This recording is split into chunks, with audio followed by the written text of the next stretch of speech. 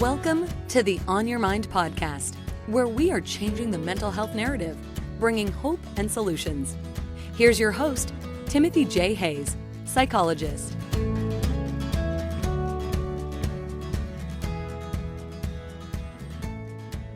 Nan Arkwright is a pediatric occupational therapist and writer who supports families in regulating emotions and solving everyday problems that come up at home and school.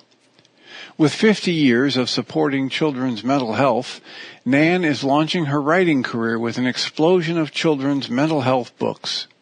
For each of her 17 books, she's created videos, fun activities for kids, and valuable resources for adults working with children. All available for free on her website, ahopskipandajumpahead.com. Well, Nan, welcome. It's great to see you. Thank you. It's nice to see you too, Tim. Thanks for hosting this. Well, thank you for joining us today. I'm hoping you can start us off by telling us a little bit about how you got into the work you do and what drives your passion for it. Oh, great question. Thank you, Tim. Well, you mentioned to me that you've got more than 50 years of doing the work that you're doing, and actually the same with me. I started off as a teacher, and then I raised my own children, and then I decided to become an occupational therapist. So I've known since I was in third grade that I wanted to work with children. So I have been a pediatric occupational therapist for 28 years, and I have my own practice. And when I first started as an occupational therapist, kids just needed a little boost over the hump to be able to be successful in the classrooms. But things have changed a lot over the years. And really, my practice really now is more supporting their mental health because they are struggling, especially, they were already having some difficulties before the pandemic, but since the pandemic, I still am hearing when I get a new call for a new referral from a family, oh, my child is a COVID child. And and you're COVID parents and everyone's stressed. And and teachers are stressed. So kids are living in a different environment today, and they just need so much more support for their mental health. And that's a big reason why I started writing the books that I've written, to really try to support not just the kids I'm working with, but other kids as far stretched as I can be with my work, to help them know you're not alone with these challenges. And here are some tips for adults, and here are some fun ways for kids to learn about it through story. Well, and I really like what you just mentioned there, is that in the books, it's as much instruction for the parents as it is for the kids. Yeah. You're offering support for parents in helping their own children navigate these complicated times. Right. On my website, I do have, for every book, I have videos that people working with children can look at to help them expand a little bit on what they might want to talk about with their child. But also there are helpful tools for parents that I've written up for them for each of the books, and also activities for kids that can help them learn how to, they're meant to reinforce the messages from the books. So I'm trying to provide as many tools as I can for the adults working with children, because that's why they're calling me. They don't know what to do. Times are complicated. Things are difficult. And parents, they don't have the experience to know what to do. And it's just a very, very challenging for them to know. And the kids are just reacting to what's going on around them, and they don't know themselves what to do. So it's really hard for the kids and for the adults working with the children right now. So, for example, what was one of the first issues you were writing about in children's books? One of the hardest things is doing hard things for kids. Like, I don't want to do it. I don't want to stop watching TV. I don't want to start doing something that's not fun for me, because right now I am having a fun time. So it's helping kids learn how to do something stop doing something that's fun and start doing something that's not so fun, like get ready for bed. So I see it so much with the kids I'm working with, and they, again, have not had the experience of pushing through to do something hard and just learning I can have some self-control. I can do these things that I don't want to do, even though it's not that fun. And so having someone to do that with you, having a way to make it as fun as possible, are ways that can help. In the story of the first story I wrote, it's called Mission Control, a Big Feelings Adventure. The boy in the story goes into his imagination to try to sort this out because he wants to do what his mom's asking, but it's just really hard for him. That transition from, I'm just having fun watching TV, I don't want to be interrupted from that. I don't like how it feels when I have to stop doing something fun. And he works it out with the help of his dog in the story, who plays the role of the mom. And he realizes it doesn't feel good to to have this feeling. And the kids I work with say the same thing. I don't like how it feels when I'm having an upset like this.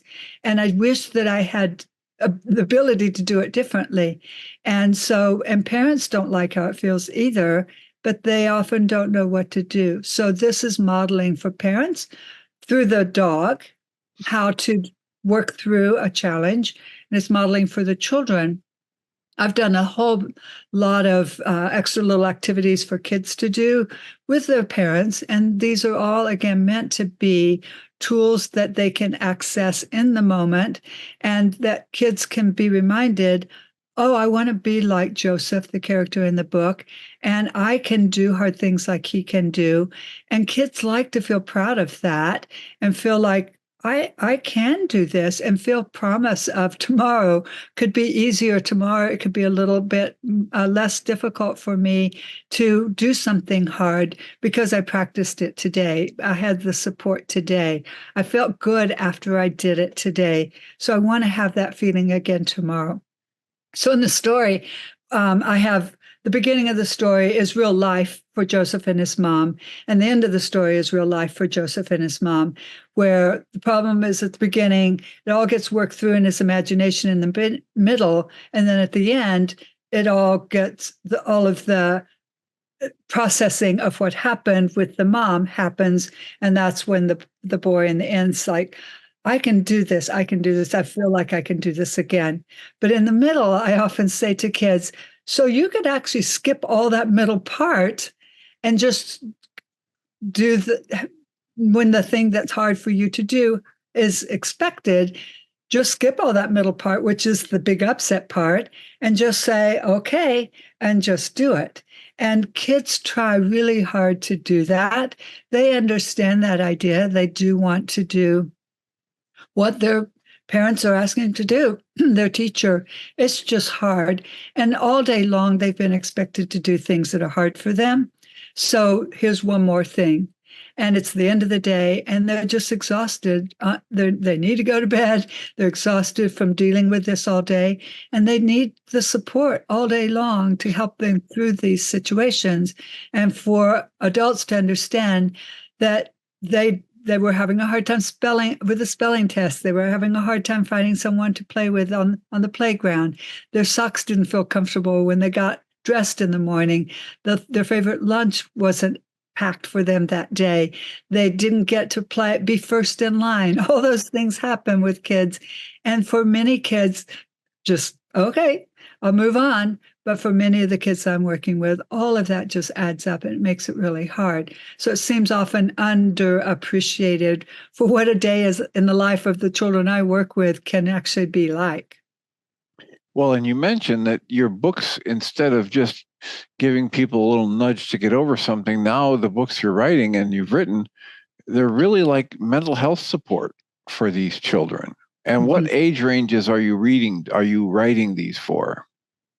I do read them for older kids. I just adapted a little bit, but really my target is like 4 to 8. I like definitely hitting that target, but I've read the books to 3-year-olds. I've read the books to 12-year-olds.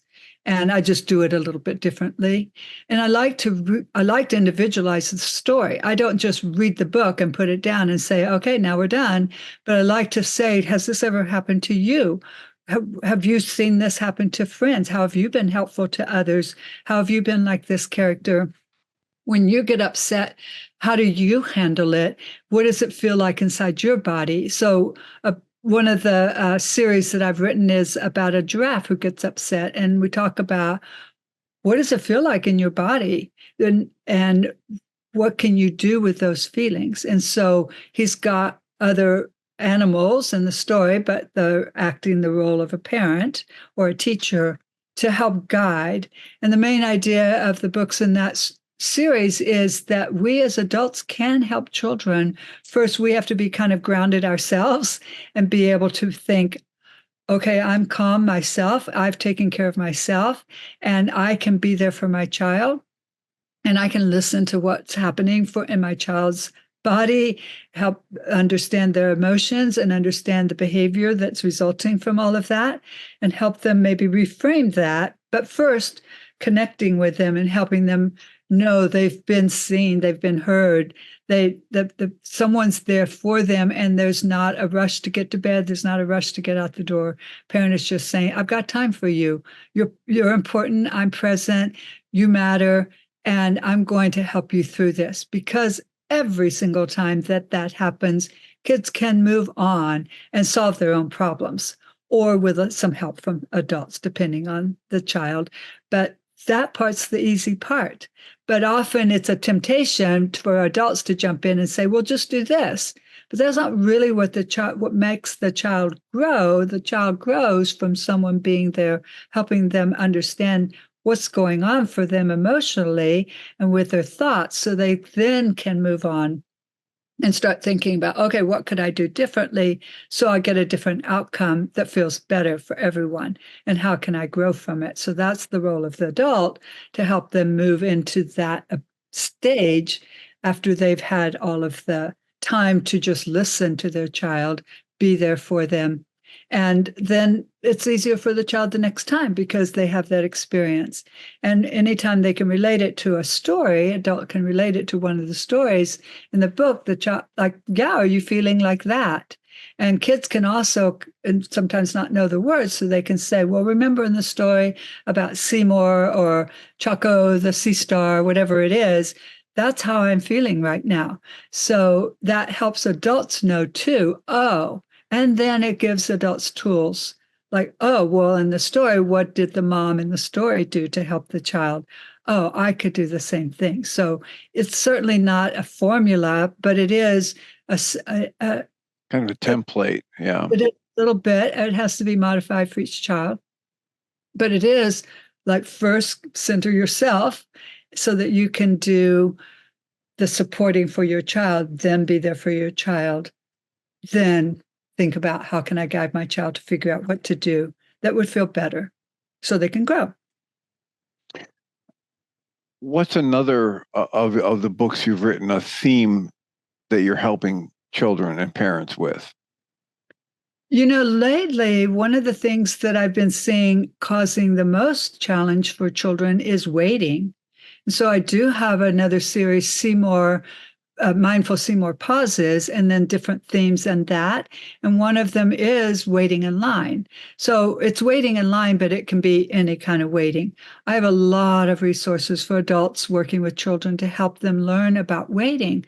But kids from a very early age are handed a device, or it's really easy for them to just have immediate gratification. Amazon comes the next day, or sometimes even the same day. Kids are not having to wait without being entertained. So they're having a hard time learning. I mean, even 5 seconds can feel like too long for many of the kids I'm working with. And they if they're just not an immediate, okay, now what do I do? And it's, to some degree, the waiting is, I don't know what to do. I think that they don't have the practice of, okay, well, let's play I Spy, or let's do a finger play in my head with my fingers or something like that, or I can imagine something, or I have a toy in my pocket that I can play with. Like they're not sure what to do in that waiting period, even though it might be very, very short. So they just automatically think, I need help right now. How can you help me?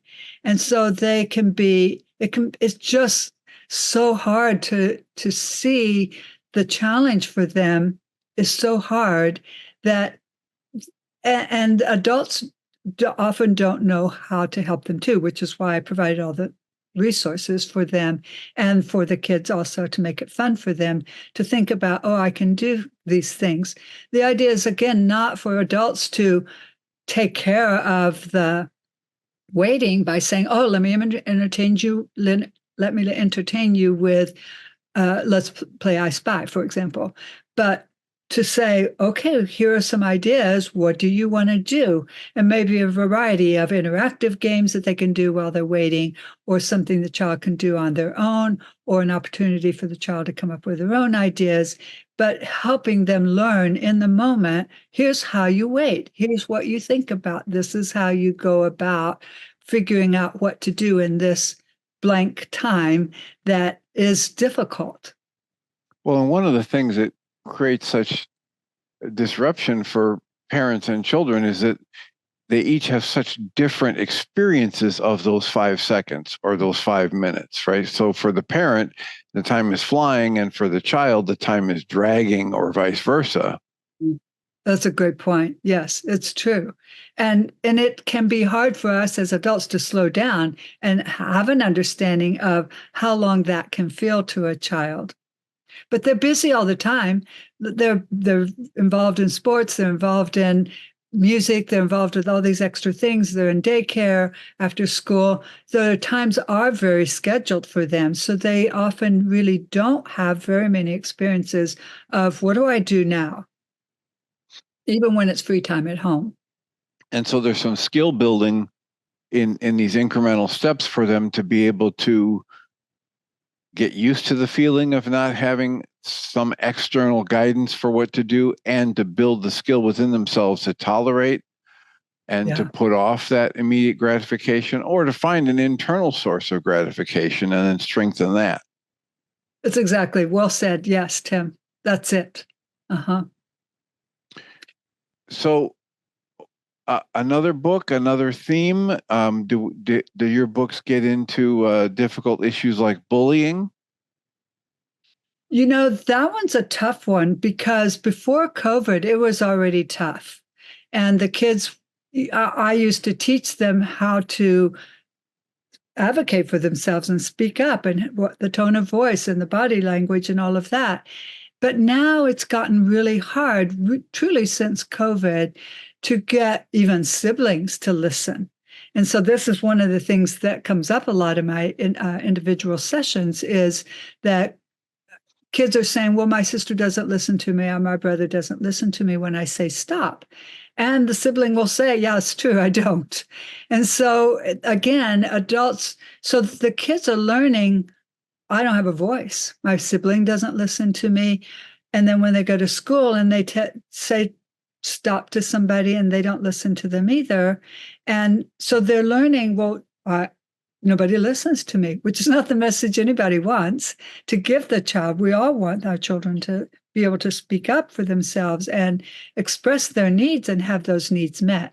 So I often work with families to help the parents know how to help each child in the family, because what happens in the family often happens at school. So if they're thinking it's okay to not pay attention to somebody at home, then they think they don't have to pay attention to somebody at school. But if they think from home, oh, it's important to hear what they're saying. I might not like what my sibling is saying, but I can still honor the request that they don't like it. And I can make an alternative plan with my child, communicate, and then they're more likely then to do that at school. But again, it's the tools. How do I do this? And so that skill building comes from home first, and then kids have the tools to do it at school. And so that's also a really difficult thing for adults to know how to help their kids with doing that. And so all of these skills we're talking about really require a lot of attention from the parents to help them learn how to do these things. And it also requires a lot of time, repetition, that this is what we're practicing. This is what a family value is for us. And of course, every family wants their children to be able to do those things, but it's not always easy to have the time, know what to do, and have the patience also to do it over and over again. But that is the way kids learn, from doing that. And so as challenging as it is, that is the way that I try to help adults that I'm working with know how they can do that. So lots of times I see the siblings together and then we work it out. And usually what's at the root of it is one of them feels like their sibling doesn't listen to them. And so they do something that feels uncomfortable to the other person in return. And then that person feels like, well, that wasn't nice. So next time you want something from me, I'm not going to listen to you either. So it goes round and round like that. And it becomes easy to see when they talk about it, actually communicate with each other about it, that that's what's going on, that each feels hurt. But neither knows what to do about it. And a lot of times adults don't really know what each person's feeling. They're just sort of dealing with the superficial behavioral part, but I'm trying to get to the root of it. Like, how does that feel for you?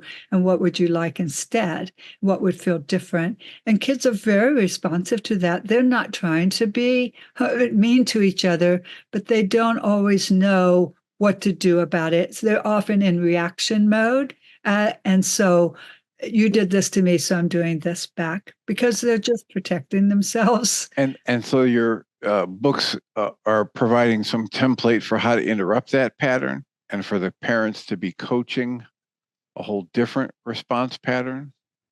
I haven't written any books on that yet, but yes, if I had a book, that would be the goal of it. Yes. Yeah. As I listen to you, I think about the Marshall Rosenberg's nonviolent communication pattern, which is just helping people take full ownership of what they're experiencing and describing it without blaming, and then asking a very simple request that you could either decide it gets met or not, and it's okay either way. It's just a request. And I think that would be a wonderful thing to have in that child book format for people. Yes. Just a very simplified, let's understand that what's happening here is neither one of you are feeling heard and understood. And so if we can make both of you feel heard and understood, it'll probably lead to a resolution here. Yes. Yes.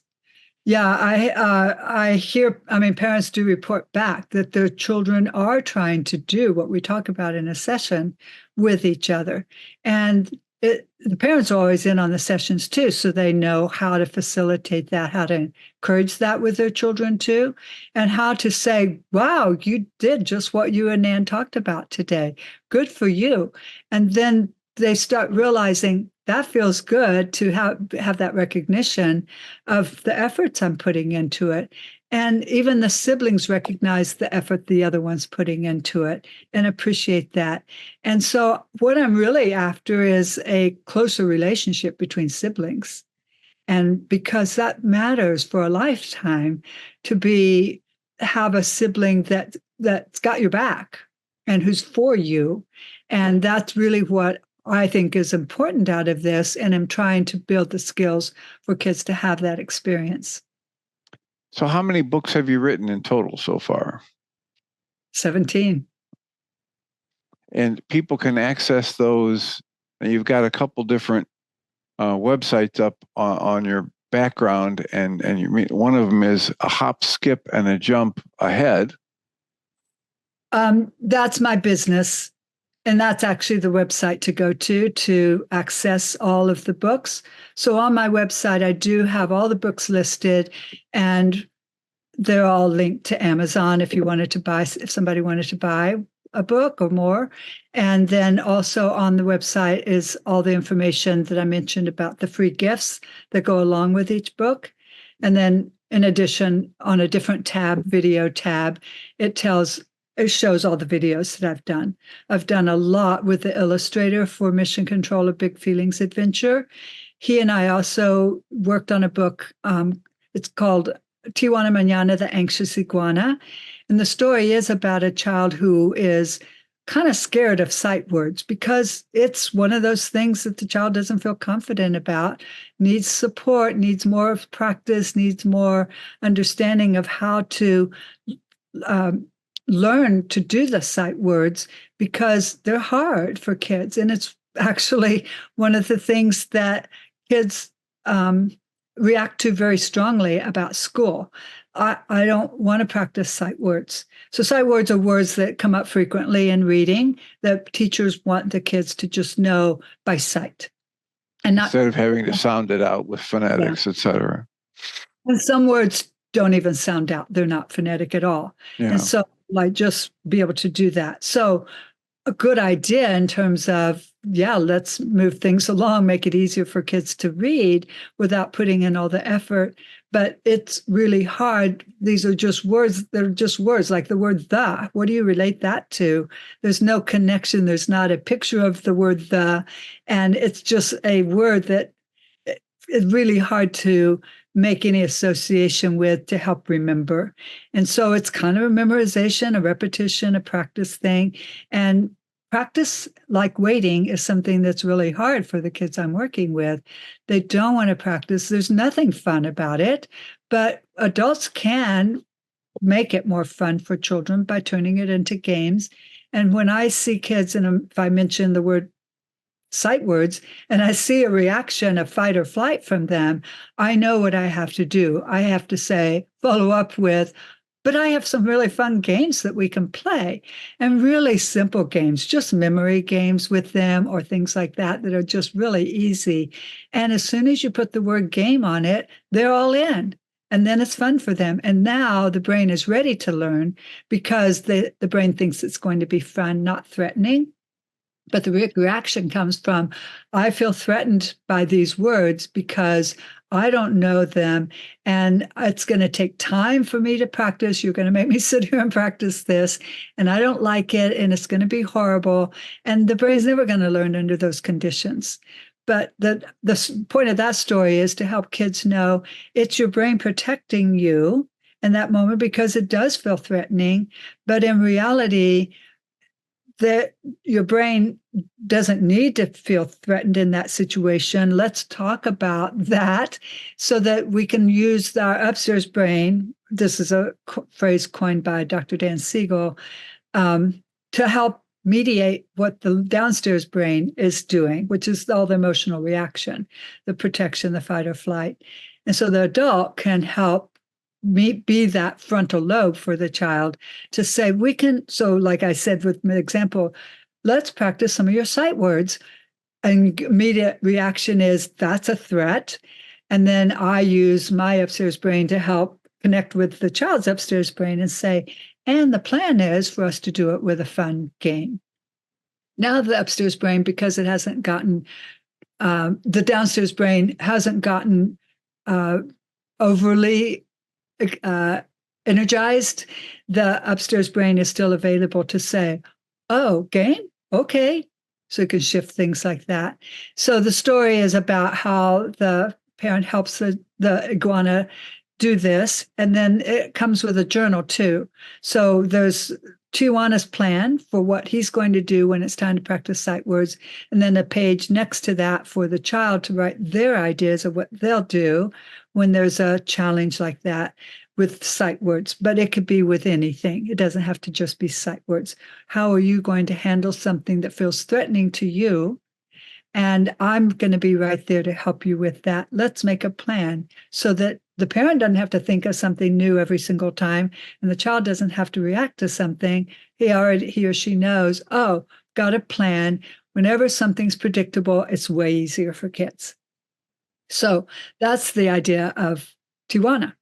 Well, and you're right at the idea that when I go into fight or flight, the only thing I learn is more things to be afraid of and how to, quickly shut it down and get out of that situation. I'm not open to learning anything new or creative in that moment. So helping the person drop out of or avoid going full into the fight or flight response is genius in terms of opening them up for the capacity of learning. Mm-hmm. Yeah, you're exactly right. That's exactly what happens. And because it happens over and over again, it's really a strong pathway for kids. So I'm trying to develop a new pathway, building new skills so that that pathway becomes stronger and the other one kind of falls by the wayside because there's been success after success. Wonderful. Well, I wonder if you could just take a breath and get centered and think about whatever we've already talked about, what you've mentioned and what I've asked you about. Is there something you want to go back and highlight or something we haven't even touched on yet in your work that we want to get in here before we move to close this off? Thank you, Tim. My goal in all of this, I mean, it's been a lot of time and effort and money to get all of this into people's hands. And it's a passion of mine to help children and to help families. That's what they're looking for. How can you help me have the tools as adults so I can help my children? Every family cares about their child. Every family wants things to be easier for their child. And my job is to try to help them understand what might be underneath the behaviors that they're seeing, to be able to appreciate what life is like for their child. And so that there's more empathy on the part of the parents because they understand more about the child. They're not just seeing the behavior but understanding what's underneath. And that's really what I've tried to do in all the stories, is to help kids understand to highlight for the kids, oh, that's how I'm feeling too. So that adults can say, are you feeling like this? Is it hard for you to let something go? Is it hard for you to wait? Is it hard for you to be able to do this hard thing? Just acknowledging it. So really the point of all the books and the efforts that I put in has been, how can I help families be able to navigate this tricky, complicated world that we're in now in a way that feels good to everyone and helps everyone's brains grow and just takes a moment out of the busyness of life and just spend with the child to help them learn these kinds of skills that we're talking about, and to be able to build on those so that they begin to have more confidence and strong sense of who they are, who they want to become, and to be able to learn also to evaluate, how did I do? I ask that question to kids all the time. When we do this, here's what I want you to think about. And then after they do it, did you think about that? And then because of the outcome of the thing that I asked them to do, I know that they did think about it, but it gives me a chance to say, yeah, you did think about it, because I do want them to think, how did I do and what did I do that made this successful? So I'm looking for them to identify that if I do this, then I am successful. And even though that's really hard work to remember it, it's really hard work to implement it in the moment. But that's why the side-by-side support helps so much, because someone can help guide you through step by step. And they can't go from A to Z. They really need someone with them for A, B, C, D, every letter all the way to Z to help them. And sometimes it is 26 steps to get there, and breaking that down, and for adults to understand that is a lot of support needed. And if that's what the child's needing, that's what the child's needing. And we are there as adults to help provide that support that's needed for them. So all the kids I work with, all the kids I've ever met, just want to be successful and want to do what adults are asking them to do. They want to thrive. They want to grow. They want to learn. They all want to do what the teacher's asking them to do. They just need the support. to be able to do it. And today, more than ever, that more kids are needing more support in the classroom, outside of the classroom, in the home, outside the home, everywhere. They're just needing more support. So our lives are busy, busy, busy, and it's really hard to just pause and take a moment out of time and truly pause, take a deep breath. Just like you said, okay, center yourself for a minute. Let's work through this. Think for a minute. I mean, it's a great question you asked, because it's different than like, do you have any other words to say to our audience? Like, it's a different approach, and it made a difference in how I heard it and how I responded. Well, as you're pointing out, often the children go through a whole series of steps within them to accomplish something, and they're not aware of that. So if you point out to them, oh, look, you did think this through. Oh, look, you did remember what this character did. Oh, look, you did come up with your own solution. Yeah. Then it brings their awareness to that, and it helps lock it in for them and put that awareness of where the control actually is, which most of the time is within them. Yeah. Yeah, exactly. They don't know how to access that, but it is within them. It's a great way of saying that. Yes. Well, one more time, please. Let us have the website you would like to have people go to.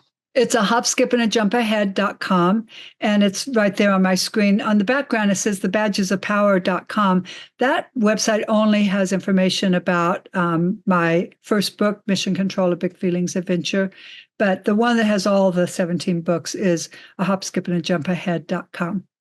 Excellent. Well, thank you so much for being willing to share with us. It's been a pleasure, and I look forward to getting the word out there.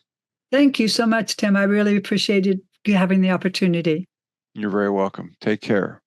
Nan Arkwright is a pediatric occupational therapist and writer who supports families in regulating emotions and solving everyday problems that come up at home and school. With 50 years of supporting children's mental health, Nan is launching her writing career with an explosion of children's mental health books. For each of her 17 books, she's created videos, fun activities for kids, and valuable resources for adults working with children. All available for free on her website, ahopskipandajumpahead.com. You've been listening to the On Your Mind podcast, offered by Journey's Dream, where we support people through mental health challenges to a place of true and lasting well-being.